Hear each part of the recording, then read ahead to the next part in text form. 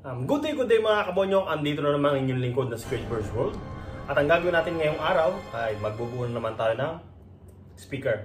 Magdi-DIY na naman tayo ng speaker.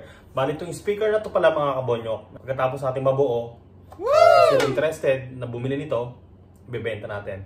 Kaya pala naisipan ni Squidward's na naman palang gumawa nito, kahit wala pang order or bibili. Yung isa kasing nakaraan nating speaker ay naibenta natin, tapos wala na naman tayong pang video okay. Ayun. So syempre, bago tayo mag-start sa ating gagawing video, huwag kalimutan mag-subscribe sa aking channel, hit the bell para lagi kayong updated sa aking gagawing video. Okay. Bali, kompleto na pala tayo. Andito na natin sa harap lahat ng ating materyales. Yan, papakita ko sa inyo. Eto lahat yung ating gagamitin. Okay, isa-isa natin. Tapos, meron na rin tayo pala ng speaker box. Bali, matagal ko na nagawa, hindi ko na na-share. Wow! Bali, ang gagawin ko na lang doon sa speaker box natin na ito, may kulay na rin. Babalutan na lang natin ng leather. Para medyo maiba naman. Kasi nakarang ginawa natin, pintura lang. Ngayon, upgrade na tayo ng konti. Wow! Babalutan natin siya ng leather. Sticker din siya. Yan. Pero, ayun o, leather yan. Pero medyo manipis lang. Kasi wala akong na-order na medyo makapal. Ayun. Naka-ready na rin siya. Okay. So, unang-una, yung kailangan natin sa pagbuo natin ng speaker. Siyempre, yung speaker box natin, eto na, may butas na rin. Yung ating amplifier. Yung ating gagamitin na amplifier ay TB21. Wow! Bale, 200 watts siya. Okay. Left and right, 50. And then, yung subwoofer natin is 100. Okay. Meron na tayo. And then, pangalawa, yung ating step up, step down natin. Okay. Yung voltahe nito na pwedeng i-input ay 4.5 volts to 30 volts maximum. Tapos yung output naman natin ay 8 volts to 33 volts yung output na pwede natin i-adjust. Adjustable to. Kaya na yung mag-a-adjust. Ayan. Eto. And then, syempre, gagamit na naman tayo ng battery holder. Tapos yung ating Makita battery. Okay. Mga naka-ready na rin to lahat para medyo mabilis na. Ayan. Okay. I-share ko lang sa inyo. Mabilis na to. Ayan. And then, syempre, hindi gagana ang ating speaker kung wala tayong speaker. Okay. Okay. Gagamit tayo ng sa subwoofer natin. JBL 200 watts. Tapos yung ating left and right natin. Okay. So, kinuha natin na left and right natin is GB. Okay. Na two-way speaker nito. Meron na siyang kasamang tweeter. Okay. And then, syempre yung ating speaker is 40 to 120 watts. Okay. Yung peak niya, peak power niya is 120. Okay. Yung RMS niya is 40. Okay. Tapos, so para may luma kasi akong speaker, sayang naman kung hindi magagamit. Kasi itatapon ko lang, naisipan natin ikabit. Then, okay. Eto. 120 watts din siya. Pero hindi siya two-way speaker. Magkakabitan din natin ng yung left niya or right niya na meron tayong tweeter. Okay, eto. Binaklas natin ito sa luma nating speaker. Okay. Sayang naman kung itatapon. So, bali yun na rin yung gagamitin ko. Okay, syempre kailangan natin doon sa amplifier natin. Talagyan natin siya ng plate. Ready na yung plate natin. May butas-butas na rin. Eto na. Okay. Tapos syempre, yung butas ng speaker natin siya para maganda-ganda tingnan. Lalagyan na ito na ito. O, diba? Itong plastic. Okay. Dahil gagamitin din natin sa outlet or 110 or 220, meron na naman tayong toggle switch. 250 AC. Toggle switch. Ayun. Off yun nasa gitna. On yun nasa magkabilang side. Okay. Okay. Hi, good day. Welcome to my channel. Don't forget to subscribe to my YouTube channel, Kuya Juven's World. Please like and share my video. Bali na ipakita ko na sa inyo yung ating pagbabalot sa ating speaker box. Ito yon. Bigat-bigat na rin. At nailagay na rin natin yung ating subwoofer speaker sa ilalim. Bali nakaraan, di ko pala napakita yung power supply. Bali ito. papakita ko sa inyo. Unang-una yung kailangan natin. Kasi i-built in na natin yung ating power supply. Lalagyan na natin sa loob. So mag-start na tayo. Bubuuin na natin yung ating time-lapse na natin. Natapos na natin yung ating binuo na amplifier. Wow. At kasama na rin yung ating power supply, yung ating step up. Okay, so isa-isayin natin. Dito tayo sa ating amplifier. Okay, ang kagandahan nito sa ating ginawang amplifier, mga kabonyok. Pwede natin ito nakikita nyo ito switch yan. Ayan 110, nakikita nyo na yun, 110. So pwede natin gawing 220. Ayan taas lang natin.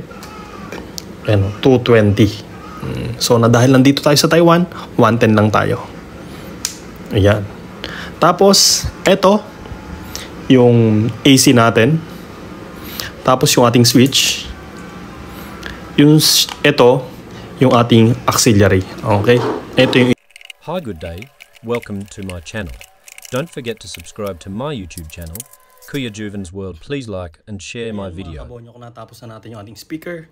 Naikabit na natin yung amplifier at yung ating step up and then yung power supply. And then yung mga wiring natin ng speaker, naikabit na natin. Eto. I-kikibultay na lang natin para magandang tingnan. Ayan, para hindi nakakalat.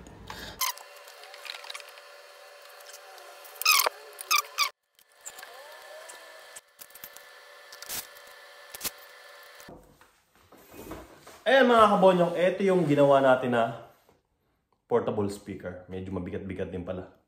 Pwede natin pitbitin sa labas. Kahit walang saksakan or kuryente, pwede. Kasi meron tong battery. Okay. Gamit syempre yung ating battery na makita. Okay, ayan o. Left and right. Ayan. Speaker. Tapos meron din siyang speaker sa ilalim. Ayan. Naka JBL. Wow, social JBL. Okay. Ayan. Syempre yung labasan na hangin, air vent niya. Tapos saksakan ng battery na makita. And then, closer pa natin. Ayan. Main volume. Ito, auxiliary. Power on. Pwede sa taas. Battery. Pwede sa baba. Sa kuryente. Okay. Tapos yung bass niya, treble, sub-volume, and then sub-frequency. Ito yung parang yung bass niya. Gaano ka. Yan. Ito yung battery na gagamitin natin. Ayan o. Ayan. Makita, 5Ah, 18 volts. Sasalpak lang natin. Be sure nyo na yung ating speaker naka-off. Para hindi mabigla. Okay.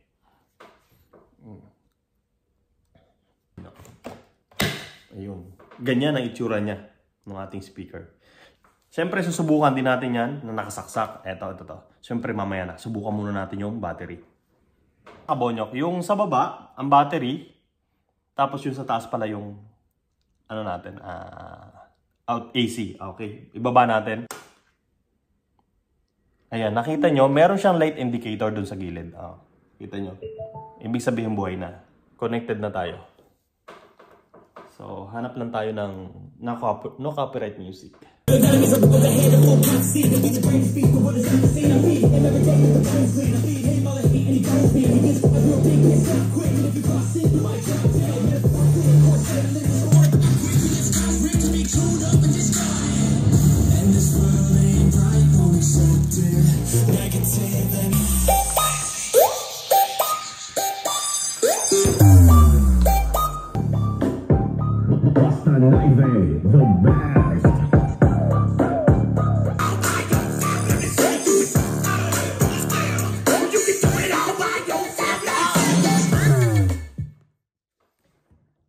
Medyo masakit sa tenga, no? So, testing naman natin sa microphone. Siyempre, sabay na natin, i-testing natin sa outlet sa AC. Para, maikli na ito, mabilisan lang. So, i-off na natin. Okay? Pwede natin tanggalin yung battery or pwede namang hindi. Okay, ito yung battery natin. Nanggalan muna natin.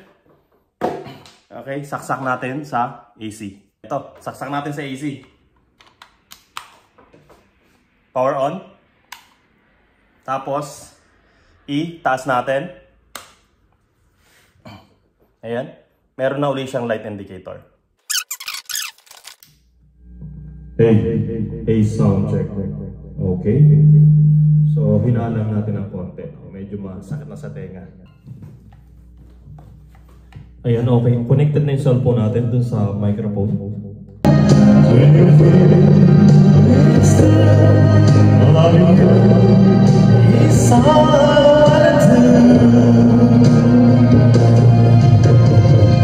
Ayun, hanggang dito na lang muna. Baka makapirent na tayo. Okay. Tanggalin natin yung echo. Okay. Ayun, ito pa lang yung speaker na to, tawag dito. Meron nang nag-order. Ayun.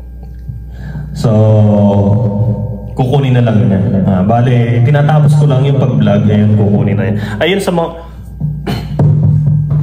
mga gusto pa lang magpagawa ng speaker, PM lang para gawa ko kayo. Mura lang ito mga kapatid nyo. PM nyo lang.